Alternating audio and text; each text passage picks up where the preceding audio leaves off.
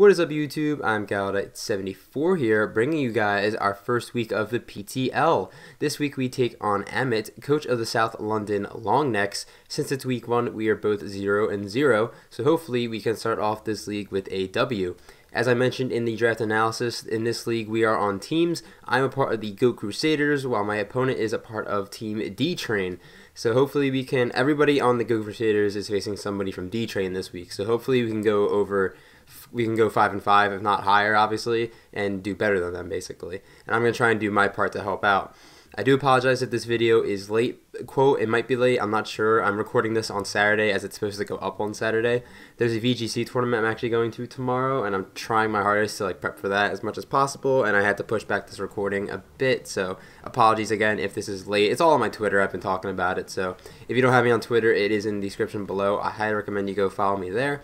But in regards to this matchup and this game, this is an interesting matchup because I don't have a terrible matchup, but it's also not that great. I think a lot of this game is going to depend on what sets my opponent brings, because some sets absolutely do really good against me, while other sets aren't a problem whatsoever. And it just depends on how the way I build as well. So it's going to be a fun one regardless, and I'm going to go into Amit's team and break it down. So, Amit's team this week consists of Aegislash, Seismitoad, Mandibuzz, Toxtricity Low-Key, Inteleon, Morpeko, Leafeon, Ninetales, Silvally Fairy, and Passimian. He does have 3 new mons on the team, in which are Toxtricity, Inteleon, and Morpeko.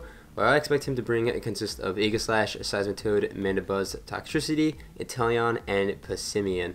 I don't think any of the other 4 have a good matchup. Leafeon does give him a good Rhyperior switch-in, but outside of that, I don't see that being really useful. Ninetales, I have a pretty good switch into. Morpeko's not a threat, and Silvally Fairy's also not that threatening. So that's basically his team and what I expect it to be. The good thing about this matchup is that nothing is an immediate problem because I have reliable switch-ins to basically everything. The only problem is if one of my walls go down. So let's say I have Rhyperior, for example, goes down, Toxtricity becomes a really big problem. And if Rotom goes down, Inteleon might become a problem, and you get the gist there. So I have to watch out with who I have alive and what my opponent has alive and keep those checks in balance and see if I still have an offensive answer to my opponent, because my offense is just okay in this matchup. It's not great, but it's not bad either. So that's one thing I have to watch out for. Another thing, as I had just mentioned, was that there's some sets that are very scary. Aegislash, some sets aren't that scary. One set I'm very scared of is Substitute. Swords Dance is very scary for my team. It's not going to be sweeping, but it will be breaking through a lot of my walls. And again, back to my first point, if I lose a wall, it might open a door for something else. So that's something I got to be worried about. Bandit Passimian is kind of hard to switch into, especially if he makes a prediction. That could be a little bit scary.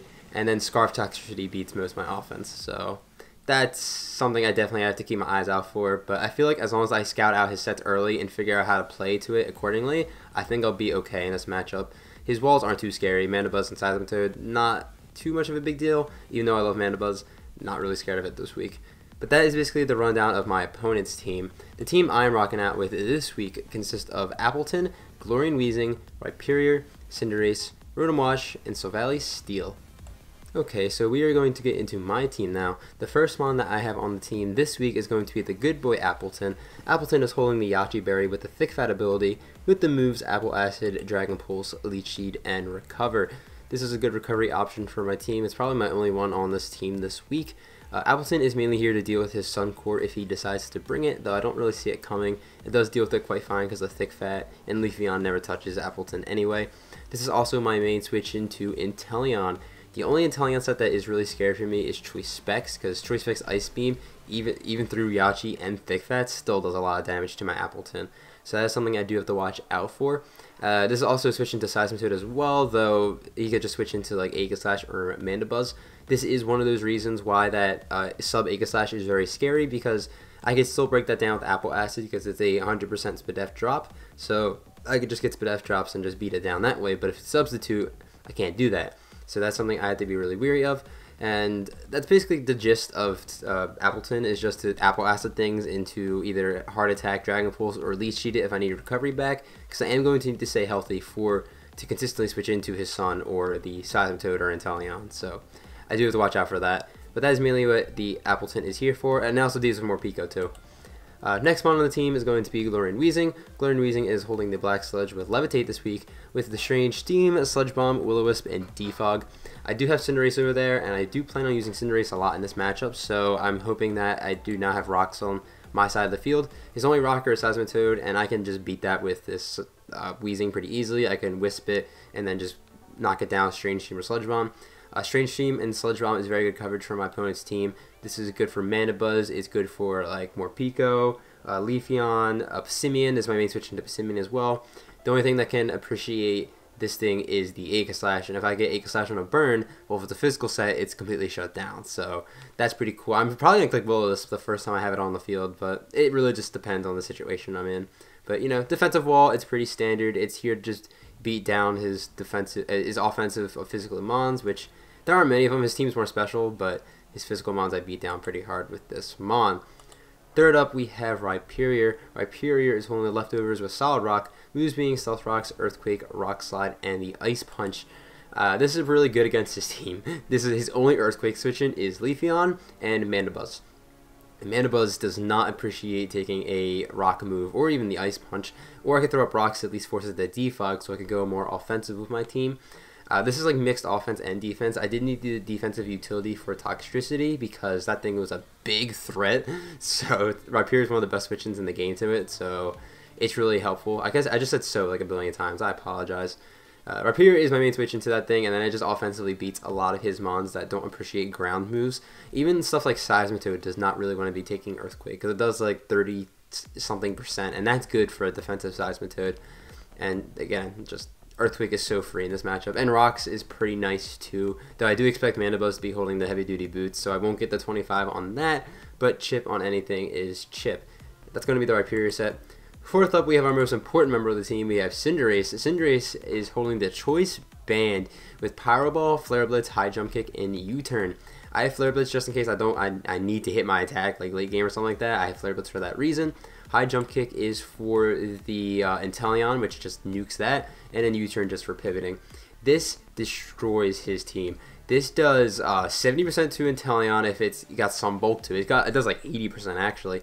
It does over half to a max defensive Mana Buzz, and it does like 30 to a max defensive Seismitoad. And knowing Seismitoad doesn't get recovery, I can just whittle that down with fire moves, or just even U-Turn does a lot.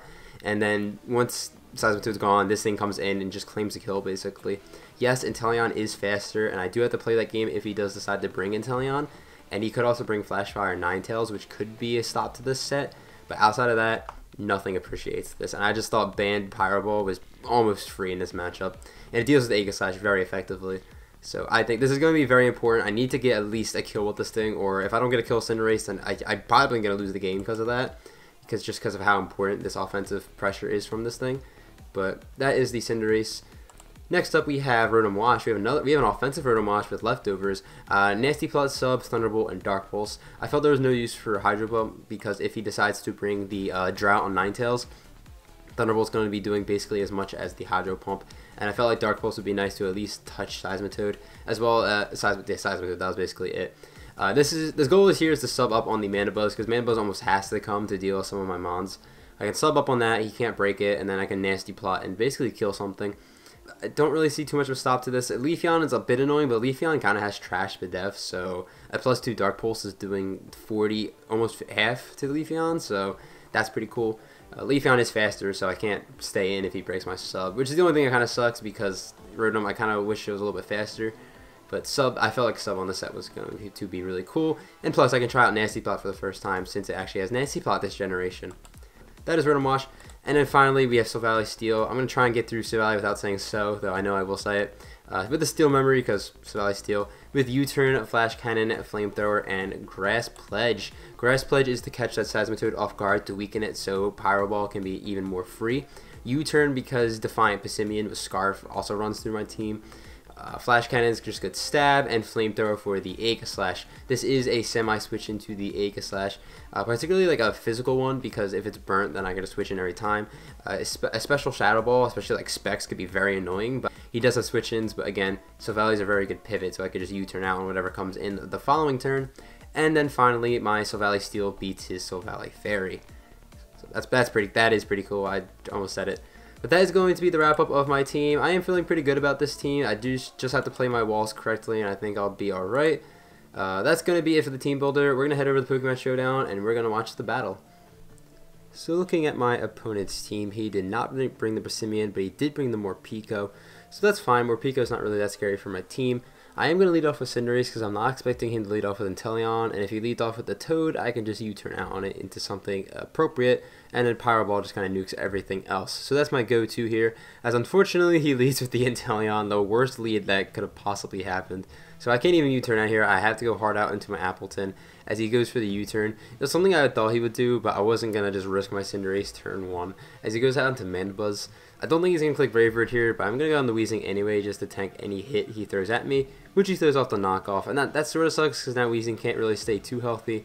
And then he U-turns out the following turn. Luckily, I do get this turn right, as I do click Will-O-Wisp instead of the Strange Steam just to burn something. As luckily, I catch the Aegislash coming in, and that's great because if this is a physical Aegislash, it is basically crippled useless, and he's no longer getting recovery from leftovers if he has that. Unfortunately, he is the substitute set that I was fearing. He does have leftovers too, so at least burn is negating that. But I am faster, obviously. I'm going to fire off a Flamethrower, and he actually does not Swords Dance, and he's going to just Shadow Ball, so he's a special set, and that's just not that fun, to be honest. A physical set would have been great here, but since he's special, he can hit me for really hard damage still. He's going to hard switch out into Mandibuzz on my Flamethrower. It isn't going to do too much. This is telling me this is actually a Spadef Mandibuzz, so I'm going to keep that information handy for later, because Cinderace can break through this pretty easily now. I am going to go back out on the Weezing as he U-turns. I didn't go Rotom because I didn't want him throwing off a Toxic and then my Rotom just being useless as well. As he goes back out into the Aegislash, which is unfortunate, but I'm going to go make the same play again. I'm going to go out onto Savali Steel. I do this because Savali Steel is really only here just for this Aegislash, and I don't mind getting whittled down early just to get some damage on this thing. And he is whittling himself down, whether it be through Substitute or just taking hits from me. He's going to stay in this turn and click King's Shield. So just to scout out what I'm going to go for, I'm just going to click Flamethrower because it's the safe move. Nothing really wants to take it. I mean, I guess the water types can, but I do have Grass Pledge on this Mon as well, as he goes out into the Seismitoad. As I do click Flamethrower, it does a little bit of a chunk, it doesn't do too much. And instead of switching out here, I am going to just straight up click Grass Pledge. As you see here, I get the damage off, and it is 83%. That's really big because Cinderace now claims a kill every time it comes in, basically. Inteleon might be able to live a fire move, but that is basically it. And that's why this damage on Seismitoad is absolutely huge. I click Grass Pledge again just in case if he had Protect. This next turn I am going to click Flamethrower, expecting him to want to save this Seismitoad, as he does save the Seismitoad. He goes out into the Mandibuzz as I get the Flamethrower off. Doesn't do too much to Mandibuzz, but I get a burn. And that's a really nice burn, so he's going to be chipped down. And now I can U-turn. This Savali Steel put in extra overtime work, and I'm really happy with it. And now I can go out on the Rotom Wash, not expecting him to click Toxic this time, as he just roosts up. And that's fine because this thing is burnt and I'm not too scared of this thing. I can substitute on it, like I said, in a Team Builder, because nothing that Mandibuzz does can break a substitute on Rotom, as he just U-turns out, and that's fine. And here he's going to go out into the Toxtricity. Now, this is kind of big. I'm not going to lie to you guys. You're going to find out here, I'm going to stay in and click Dark Pulse and get some damage off, as I find out this thing is not Scarf. However, I forgot that sound moves go through Substitute, and my Rotom Wash is going to get absolutely cooked by the book. And that's really big because now I don't have a switch into Inteleon. I don't have an effective switch into Inteleon. I also don't have a switch into Seismitoad. And that's really unfortunate. The good thing is this does give me a free kill with the Cinderace, but this makes it so he gets to switch in on my Cinderace. So he's going to bring out Inteleon, I assume, which he does. And it's 5-5. It's not awful, but it would have been really nice because if I had switched out into Rhyperior on that same turn, I would have been able to get rocks up. So it happens. It's whatever. I sack my Silvally just in case he clicked Ice Beam on the switch onto my Appleton. I can live one, but I don't know if I can live two after the Yachi if he specs. And I don't know if he is specs at this point in the battle. So that's why I make these series of plays. I go for Leech Seed, expecting him not to stay in, as now I can go on Rhyperior on this Mandibuzz, expecting him to like knock off or something like that. But he actually just goes for U-turn again. And this sucks because knowing Rotom Wash is down, my Inteleon switching is not that hot. I do have the Appleton, yes, but it only takes one Ice Beam prediction, and it's going to be a very scary game. Luckily, he does click Hydro Pump again, so I'm still not calling a bad spot. I can Leech Seed again and get recovery back while chipping down something else. This time it's going to be Toxtricity, and I do have a good Toxtricity switching in Rhyperior, so this thing's not too scary, as I am going to go out into Rhyperior, as he pulls a double into Inteleon. And I'm just like, wow, he's really aggressive with this Inteleon. This is really scary. I'm going to go on the Weezing, expecting him to go for U-turn or Ice Beam, but he just clicks Hydro Pump again, and that was a big misplay on my part because now Weezing is very low as he goes down the Aegis Slash, and I double an Appleton expecting him to go for Hydro again, but he doesn't, so I'm just caught in a series of bad plays here. I am especially defensive, but I cannot Apple Acid him down because he has Substitute, as I had to go out in the right period. I'm going to be forced to sack this thing just to break the sub on Aegis Slash, and that's why the sub Aegis Slash is starting to become more and more of a problem, as he's also faster too since I have like no speed investment. And Flash Cannon's going to do like 70% to me, as I'm going to break this thing sub with an Earthquake. Luckily, he is getting lower and lower because of the substitutes, because he's at like 50% now. As I'm just going to click Earthquake again. I almost switched out here, but he's just going to click as he clicked Shadow's Ball, because if he clicked Flash Cannon on my Cinderace, that would have been great, but I didn't want to risk that, as he did make the correct play there. Now I can come into Cinderace because I can just claim my kill. I know Flare Blitz is looking pretty free here, but I decided I actually want to go for Power Ball just in case he did this, because he is going to King Shield. Power Ball is a non-contact move, but Flare Blitz is, so that's why I decided to do this. And I'm just clicking Power Ball. Something is going to die unless he wants to risk the Inteleon, as the Aegis Slash is the sack of choice. And this is great, because sub Aegis Slash is one of the scariest things left on his side of the field, that and Inteleon. Here my opponent makes a little bit of a misplay and just sacks his Mana Buzz for no reason. He's probably expected to live that, but I stayed in because even if he did live it, I don't really need my Choice Band at this point. It's not that important. As he goes down to Inteleon, after he sacks his Mana Buzz, I go into Appleton, he clicks Hydro Pump, and this is fine. I can just Leech Seed, but instead of Leech Seeding, I'm going to double, because I'm not expecting the Inteleon to stay in. And Cinderace is good against his other two Mons. So I do get this play correct, and I'm playing pretty aggressive with my Cinderace now, and I can just fire off a U-turn because it just does so much damage. It nukes the Morpeko. And now I can go out into the Appleton, forcing the Toxtricity out, and then I can sack the Weezing, and then go out into Cinderace and click a button. So Weezing is going to be sacked here. However, my opponent does go for the Volt Switch, and that was actually a really smart play on my opponent's part, because now that forces me to bring out Appleton on the Inteleon. And this is coming down to the wire, guys, as I'm going to actually pull a very aggressive play here. I'm going to go out into Cinderace, expecting him to click Ice Beam, because he's clicked Hydro Pump this entire game as he clicks Ice Beam. And that's really big, because I think this Inteleon is choice locked. And if he's choice locked, he's forced to switch, as he does. And I click High Jump Kick because it does neutral damage to the Inteleon, as I nuke the Toxtricity. See, Bandit Cinderace is just too good. And now Inteleon's out here, and the game is basically over because Appleton beats the Inteleon 1v1 as he just Dark Pulses, and I'm going to knock this thing out with High Jump Kick. So we are going to win this game 2-0 in a very close battle. GG to Amit.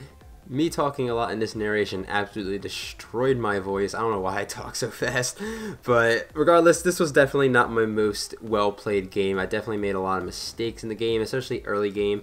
But we were able to pull out in the end. We made some nice moves at the end, very aggressive moves with that Cinderace, and it pulled out very well because Cinderace had 6 kills this game. It got every kill from my side, and that's just great.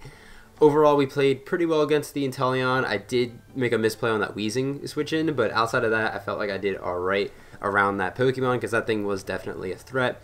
Psyche Maroon for no reason was also a misplay, but at least I found out some information that way.